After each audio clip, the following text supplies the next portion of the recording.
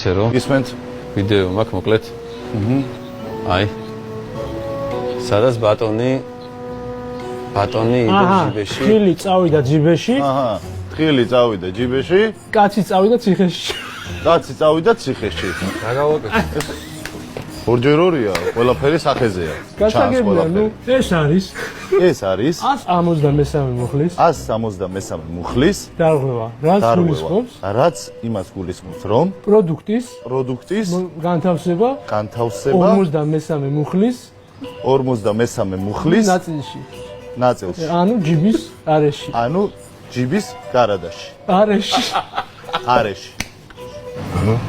ანუ რაღა ანუ ეს არის ჯარიმა. ეს არის ჯარიმა. 4 ლარი. 4 ლარი. ქეშზე გადაიხდით თუ ბარად? ეს არა მიღია. ქეში